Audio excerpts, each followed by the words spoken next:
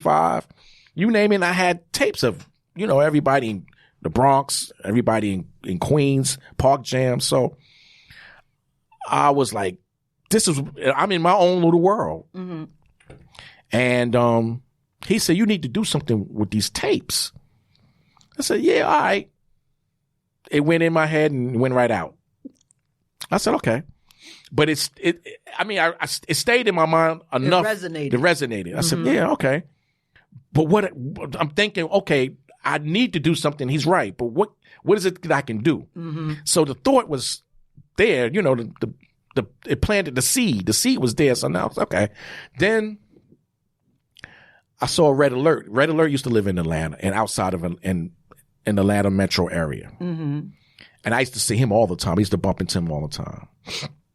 So I go, yo, Red, he's my Zulu Nation brothers, yo, peace, Aki, peace. And yo, bro, yo, B, I got these tapes and all this, and I want to play them on the radio. I want to do something with them. Right. I want to change something. I want to have an impact on what I do. I just didn't want to do just anything. I wanted to make a difference. Right. So he said, if you got that many tapes, brother, go ahead, do what you do. Go ahead and go for it. Mm-hmm. That was the second confirmation. Third confirmation was from Franksky from V103. Okay.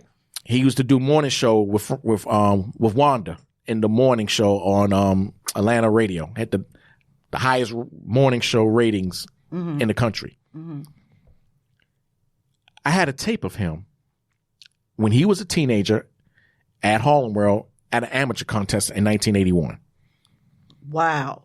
And he had asked everybody, Biz Markie, Red Alert, others, did they have this tape? They said no. I had written a book at that time in 2008.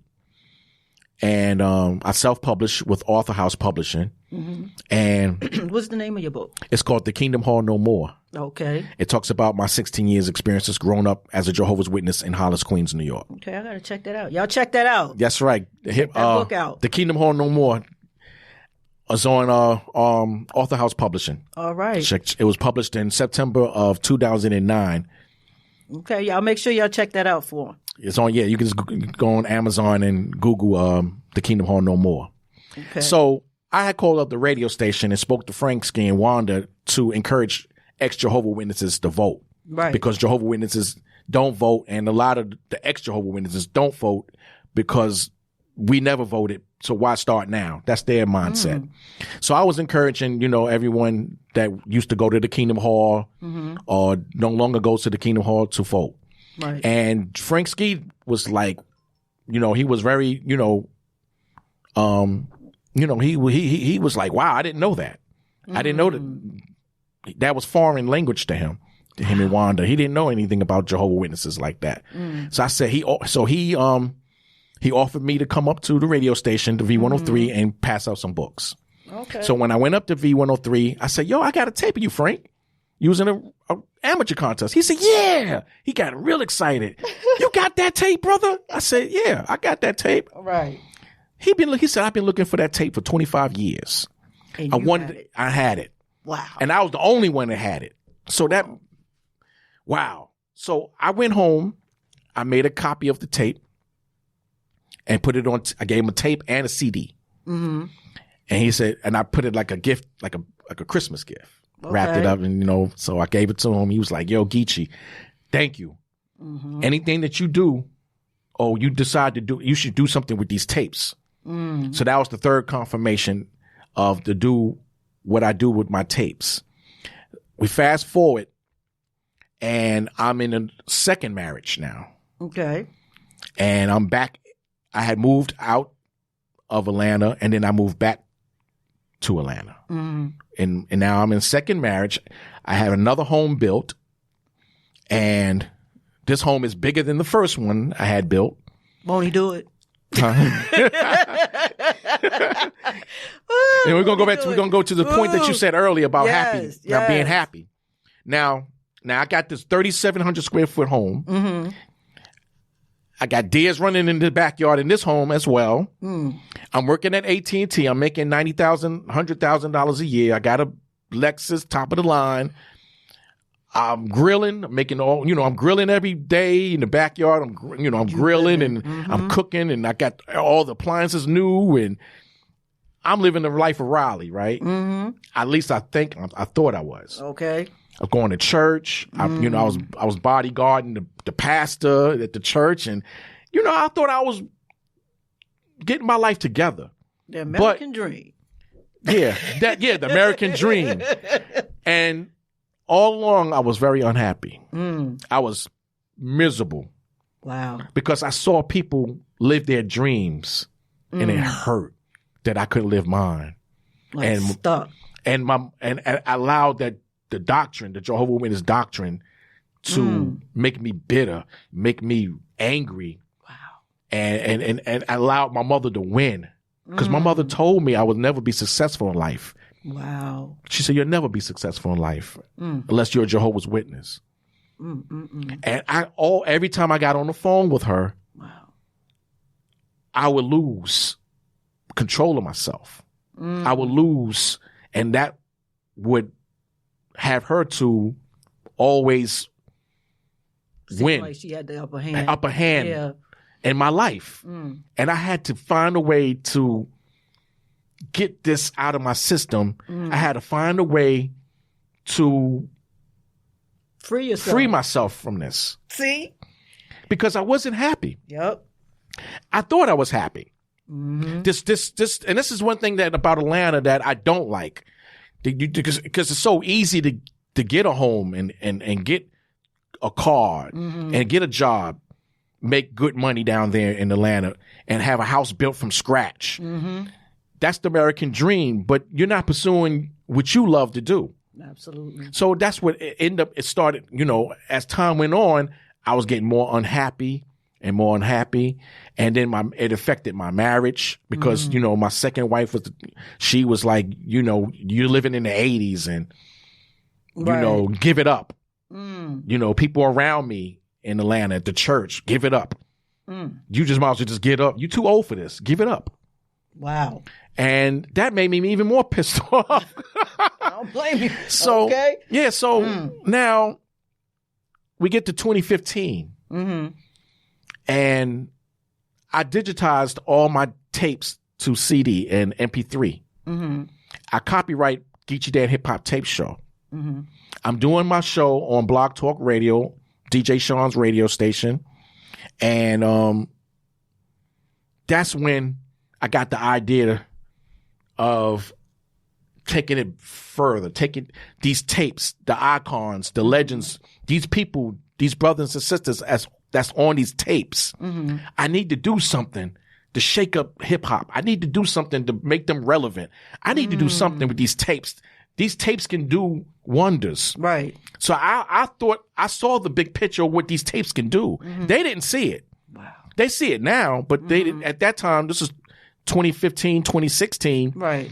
I had written down ideas for my tapes, and I wanted to be a global. I wanted the Cold Crush 4 tapes, the Treacherous 3, the Zulu Nation tapes, the Funky 4. I want the Jazzy 5. I want these tapes heard all over the world. And then I want them to be seen all over the world. So I needed a platform for that. Right. I told LL Cool J about what I wanted to do and what my vision.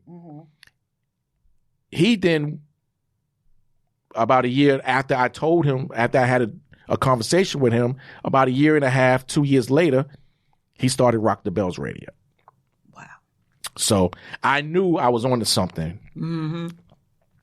So I said, okay, instead of being mad at him, I got to where I felt like, well, if he was smart enough to understand what I'm trying to do, then there's something, then he sees something. And then that he's shown me that I can do something with these tapes. Right. That seed. So now this is how God moves. This is all right, God. Now, let me tell you about this. Now, I was already in an unhappy marriage at that time. Now, here comes God. You want to live this? You want to pursue this? I got to remove everything from you. Oh. I got to strip you down, butt naked, and start from scratch with you. Because you're so tore up. I got to get you straight. I got to get you. Ooh, that's powerful So, right there. Here comes the storm. Ooh. I didn't understand that at the time. But the storm was needed for me to see sunny days. All right. You got to go through a storm to see the sunny days. That's right. If you get past the storm, the sunny days, because every day ain't gonna rain. Every day ain't gonna snow. It's gonna be some nice 90 degree weather, clear weather, blue skies. Say that. So, but I didn't understand that. Right. I didn't understand how God operated. Ooh. But I'm praying. I'm crying. I'm praying. I'm begging God. And he's like, okay, all right, you a mess, but I'm gonna get you straight. Ooh. He removed the home I had bought. He dissolved that marriage. No distractions. He took away that job. He took away my freedom. I had got locked up for 2 weeks for my suspended license in East Point, Georgia. So he's like, all right, what else I need to do? Because I'm taking everything away from you. You got to start. Now, he said, now I'm homeless. Right. I have no job. I have no income. I had the only income that I started coming in was my unemployment benefits. And so I'm sitting on my son's bed, little Daniel. Big shout out to my oldest son, little Daniel. Shout out Daniel. Now I'm sitting on his bed, crying, tears pouring down. I can't stop crying. Wow. I'm crying in the middle. I'm crying so much, I'm waking up in the middle of the night crying. Wow. Just crying. But I'm listening to my tapes. That's making me feel better. That's like, I'm smiling. Like, yeah, I love to hear these. And he's noticing. My son is like, you love those tapes. You live this. Whoa. You know everybody in hip hop. He said, go back to New York. And God was already telling me this too. I said, God is telling me to go back to New York. He said, go back to New York. Wow. He said, you lost everything here. You ain't got nothing here. You lost everything. You ain't got nothing here to keep. You lost it. He said, go back to New York. Would you look at that? And I'm like, go back to New York. I said, God is telling me to go back to New York. Now my son is telling me to go back to New York. Confirmation. So I was like, I'm thinking, I said, God, what am I going to do? He said, don't worry about it. Take your $600 unemployment a week you getting and go back to New York. I will get you I will bless you. Got you. I got you. That's right. So now here comes faith. So faith kicks in. And I come back to Soundview and live in a room in somebody's apartment. And the young lady that I started seeing lived 2 blocks away from me that I met on Facebook. So big shout out to my wife, Sheila McLean. Shout out Sheila Queen. So now here I am, no job, no car, my license is suspended. And I'm like, okay, but I'm doing my tape show. I got the Geechie Dan hip hop tape show. I'm live streaming. I'm playing the tapes. I got the break beats. I got the shout outs. And I got the icons. I got the people that's on the tape coming onto my show or they're calling into my show. One or the other. But they coming through for me. One by one. Some were reluctant at first, but as time went on, they came through. They started giving me their phone number. So now my phone started looking like, wow, I got this brother's phone number. These are the people that I used to emulate on the tape when I was a teenager. These are the brothers and sisters that started hip hop. They started a culture that's global. Some of them believed in they saw what I was doing. They said, you know what, this brother's on to something. See? And the love just came. I mean, it poured out like Moses parting the sea. Okay. Going over the to love the promised land. the All love right. came. Yes. I can't front. The love came. So I big shout out to all the hip hop icons, all the legends that came on my show. They showed me love, and even some of them they don't even care for me. But they still put that aside and say, you know what, this brother, it's not about, it wasn't about me. Right. It was